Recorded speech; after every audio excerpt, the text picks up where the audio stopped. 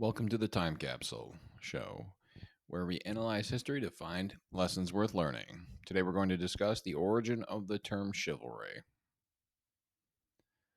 We're going to talk about the origin of the term chivalry because it influences modern expectations for men in Western society. There is this idea of a chivalric man or a man of chivalry. The terminology that we use today in our common vernacular influences how we interpret the world today. It sets expectations that men were good, noble, and competent in the past.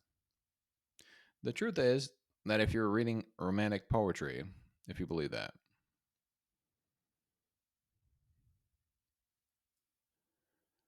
the word chivalry originates from the old French word chevalier, which itself is derived from the late Latin word caballerius, meaning horseman or knight.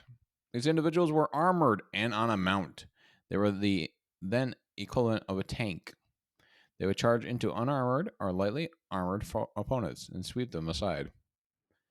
The Christian church, in order to encourage this, they did this to prevent excess competition and violence of the knights by promoting chivalry as a moral code that elevated the knights. It created a clear divide between them and the peasantry. These ideals were popularized by Romantic novels in the 11th and 12th century. These set the ideal of what chivalry was supposed to be. It's important to note that the vast majority of the population couldn't read at this time. It was probably only the nobility and the clergy at this time. These fictional accounts are often of knights errants fighting fantastic beasts or doing fantastic military conquests and saving damsels of distress. Apparently, this line of story has been impressing men throughout the ages. Examples of this include accounts of Roland from Charlemagne or Arthur and the Knights of the Round Table. It's important to note that Roland from Charlemagne's time actually did actually exist, but the accounts were hugely exaggerated, far beyond whatever he accomplished in his lifetime, let alone King Arthur and the Knights of the Round Table.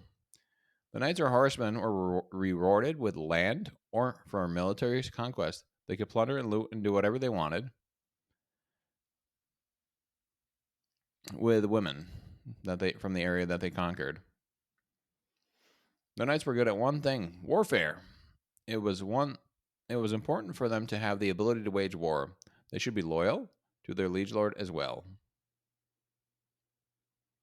Even though they may have sacked some towns and run off with some housewives, it seems that they thought of themselves as pious and honorable in their own way. For Richard Caper, they often did what they wanted, like sacking a Christian city for its riches during the Crusades. I'm looking at you, Constantinople. Also, this treatment of what of was only for available for noble women. The peasant lasses were fair game, and this continued into the Hundred Years' War. And it's important to note that the idea of chivalry was often associated and tied with military capacity and capability. Even there were even advertisements, I believe, in America prior to the First World War that associated men going to war as being not the equivalent of knights, and advertisements depicted them and how there was their chivalrous duty to go serve their country and such. It didn't actually, and it's funny to say that because in the Second World War they didn't use those associations because the First World War was so ghastly and awful that didn't happen.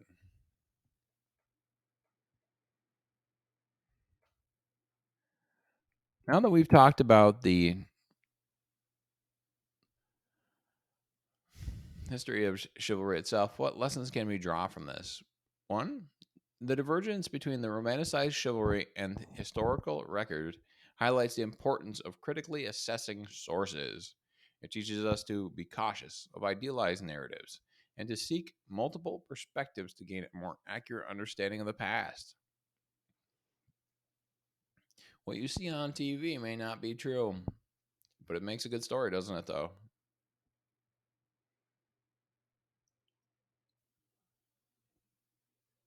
Yeah, and something else is The intersection of gender and power. Chivalry's romanticized version often perpetuated gender stereotypes and ideals of chivalric love. There was a huge disconnect between what happened and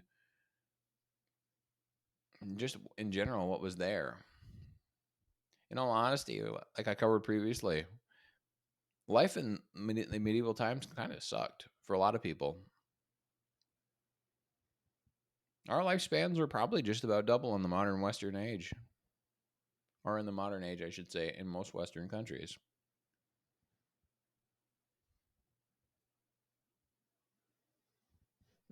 Now that we've discussed that chivalry was a work of fiction from the past, what are some good things about it? I think that fictional accounts for our children do a good thing.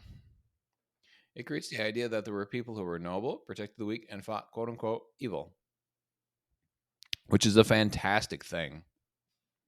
I would much rather have my children believe that there were people that were good, noble in the past, and did things, and that they can stand up for themselves and achieve whatever they want to, and quote unquote beat the bad guy.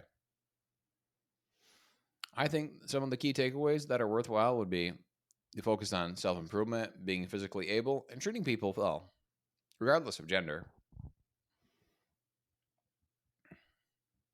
I personally prefer the Stoic philosophy, though, because it's more practical.